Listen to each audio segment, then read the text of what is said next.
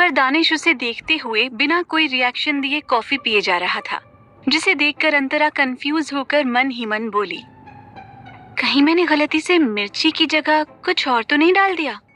तभी तो इन्हें मिर्ची नहीं लग रही। पर ऐसा कैसे हो सकता है? मैंने खुद देखा था, वो मिर्ची ही थी। वो यही सब सोच रही थी कि दानिश अपनी कॉफी खत्म करके मग को टेबल पर रखते हुए अंतरा की कमर वापस से पकड़कर उसे दीवार से सटा देता है और बोला, डोंट वरी, तुमने चिली डाली थी और जिसका टेस्ट अभी मैं तुम्हें करवाता हूँ। अंतरा उसकी बात सुनकर एकदम सकपका गई और वो कुछ भी कह या कर पाती उससे पहले दानिश ने उसके होठों को अपने होठों में लगभग भर लिया। अंतरा की आंखें कस कर बंद हो गईं और तभी उसे तीखा लगने लगा। उसने तुरंत अपनी आंखें खोल दी और दानिश को खुद से दूर करने लगी।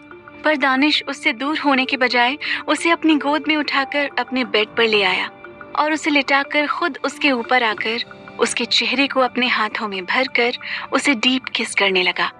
अंतरा पूरी तरह उसकी बाहों में कैद थी। वो हिलडुल भी नहीं पा रही थी। दानिश उसे तब तक किस करता रहा जब तक कि दोनों के मुंह का टेस्ट एक जैसा नहीं हो गया और अंतरा को अब धीरे धीरे तीखा कम लग रहा था। पर दानिश अभी भी उसे नहीं छोड़ रहा था। अंतरा की सांस दानिश की सांसों से मिल रही थी, जिस वजह से वो सांस नहीं ले पा रही थी। वहीं दानिश की पकड़ उसकी कमर पर थी। रूम की लाइट डिम थी और दानिश अंतरा को चूमे जा रहा था। अंतरा की जब सांस फूलने लगी तब जाकर दानिश ने उसे छोड़ दिया।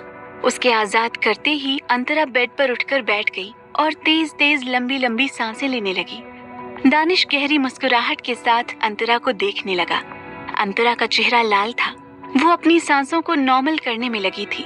कुछ पल बाद जब उसकी सांसें संभली तब वो गुस्से से दानिश की तरफ घूरने लगी और बेड पर पड़े पिलो को उठाकर दानिश पर गुस्से से फेंकने लगी। दानिश के चेहरे पर तिरछी स्माइल आ गई और वो पिलो को कैच करते हुए बोला, ओह, तो तुम वाइल्ड गर्ल भी हो। अंतरा गुस्से से अपना मुंह फुलाकर दूसरी तरफ देखते हुए बोली, आप बहुत बुरे हो दानिश। मेरे मुंह में मिर्ची का टेस्ट आ रहा है, वो भी सिर्फ आपकी वजह से। दानिश ये सुनकर बोला, नो सिली गर्ल, इसकी वजह तुम हो। मेरी कॉफी में किसने बोला था तुम्हें वो मिलाने के लिए? हाँ? ये सुनकर अंतरा चिढ़ते हुए बोली, हाँ तो आप मुझे ऐसे जबरदस्ती किस कर सकते हैं, तो क्या मैं आपके साथ इतना भी नहीं कर सकती? दानिश ये सुनकर अंतरा के करीब बेड की तरफ आया और झुककर अंतरा के चेहरे को पकड़ा, जिससे अंतरा कसमसाते हुए बोली, छोड़िए मुझे अपने रूम में जाना है, मुझे नींद आ रही है। दानिश ये सुनकर उसके हाथों को भी पकड़ते हुए बोला, अगर तुम्हें मैं ना छोड़ूं तो क्या करोगी सिली गर्ल? अंतरा तुनकते हुए बोली, तो फिर मैं चिल्लाऊंगी और घर में सबको आवाज लगाऊंगी, जिससे सब यहाँ आ जाएंगे और आपको ही डांट पड़ेगी। ये सुनकर दानिश बोला, ओह रियली? अच्छा एक बात बताओ, तुम जब से यहाँ आई हो तुमने देखा कि किसी ने मुझसे जुबान लड़ाई हो? डांटना तो बहुत दूर की बात है। ये सुनकर अंतरा सोच में पड़ गई। ये सच ही तो था। दानिश का रुतबा ही अलग था इस घर में। उससे जल्दी कोई बात करने में भी डरता था। अंतरा का मुंह बन गया और फिर वो दानिश को घूरने लगी। दानिश फिर गहरी सांस लेते हुए उसके माथे को चूमकर बोला, बाय द वे, ये रूम साउंड प्रूफ है, तो तुम्हारे चिल्लाने से भी किसी को कोई फर्क नहीं पड़ेगा। ये सुनकर अंतरा का मुंह और भी चिढ़ गया और वो खुन्नस में बोली, दानिश आपसे तो बात ही करना बेकार है, सच में। दानिश ये सुनकर हल्का सा मुस्कुराया और बोला, पर अफसोस तुम्हें अब सारी जिंदगी मुझसे ही बात करनी होगी। ये सुनकर तो अंतरा पागल होने वाली थी। दानिश उसके लिए कितना ज्यादा कॉम्प्लिकेटेड था। अंतरा फिर चुपचाप उसी तरह बैठे बैठे दानिश को घूरने लगी। तभी दानिश बोला, तुम चुप रहा करो, ज्यादा अच्छी लगती हो, क्योंकि तुम्हारी आवाज मुझे इरिटेट करती है सिली गर्ल। इस बात पर अंतरा और भी ज्यादा मुंह फुलाकर बोली, क्या कहा आपने? आपको मेरी आवाज से इरिटेशन होती है?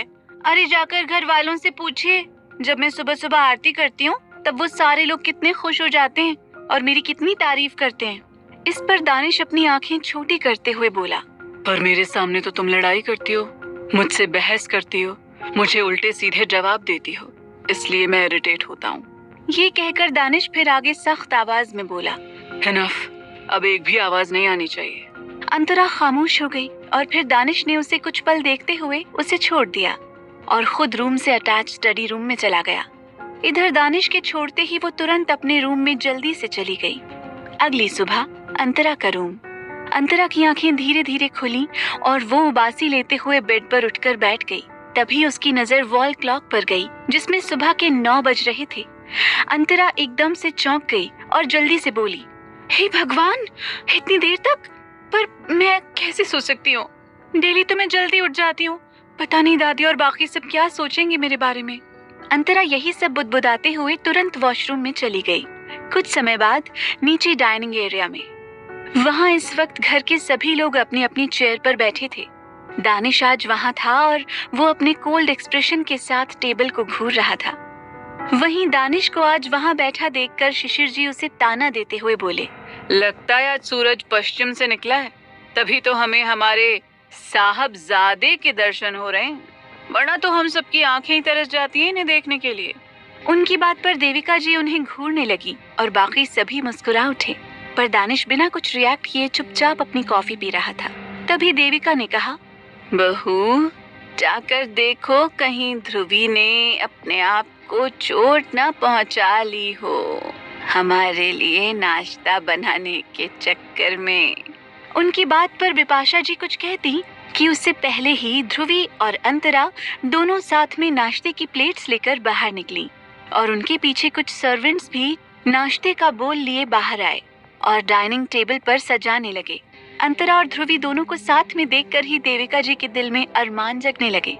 असल में ध्रुवी ने आज कहा था कि वो आज अपने हाथों से स्पेशल नाश्ता बनाकर सबको खिलाएगी, जिसे सुनकर सभी ने पहले तो मना किया क्योंकि उनके यहाँ कई सारे कुक और शेफ थे। पर ध्रुवी के अपनेपन को देखकर किसी ने कुछ ज्यादा बहस नहीं की, बस हाँ में सिर हिला दिया। और फिर जब अंतरा नीचे आई तब वो भी ध्रुवी की मदद के लिए सीधे किचन में चली गई। और अब दोनों ने नाश्ता बना लिया था जिस वजह से वो बाहर आई थी। उन्हें देखकर सभी स्माइल करने लगे, पर दानिश अभी भी सिर्फ कॉफी को घूर रहा था। फिर नौकर ने सभी के लिए ब्रेकफास्ट लगाया। बिपाशा जी ध्रुवी और अंतरा दोनों को ही बैठने को बोली। ध्रुवी ध्रुव की चेयर के पास थी, जिस वजह से ध्रुव ने जल्दी से उसे सीट ऑफर की। ध्रुवी भी उसी के पास बैठना चाहती थी, जिस वजह से वो स्माइल करते हुए वहाँ बैठ गई। अंतरा अभी भी खड़ी थी। वहाँ 3 चेयर खाली थीं जो दानिश के पास वाली थी। दानिश जो कि देख कॉफी को रहा था, पर ध्यान उसका बस एक इंसान पर था जो अभी भी ऐसे ही खड़ी थी। ये देखकर दानिश ने थोड़ा मजबूती के साथ अपने मग को टेबल पर रखा और बिना भाव के सीधे अंतरा को देखने लगा। अंतरा दानिश के ऐसे सबके सामने खुद को घूरता देखकर थोड़ा हड़बड़ा गई, तो दानिश उसे घूरते हुए अपनी साइड की खाली चेयर हल्के से आगे किया। अंतरा का मुंह बन गया और तभी शिशिर जी अंतरा को देखते हुए बोले, क्या हुआ बेटा, तुम्हें नाश्ता नहीं करना क्या? अंतरा ये सुनकर हड़बड़ाते हुए फिर दानिश के साइड की चेयर पर बैठ गई और बोली, जी करना है ना, मैं तो बस ऐसे देख रही थी कि किसी को कुछ चाहिए तो नहीं। ये सुनकर सभी मुस्कुरा दिए। तभी दानिश नीचे से अपने पैरों को उसकी चेयर के पास ले गया और उसकी चेयर को थोड़ा सा और अपने चेयर के करीब खींच लिया।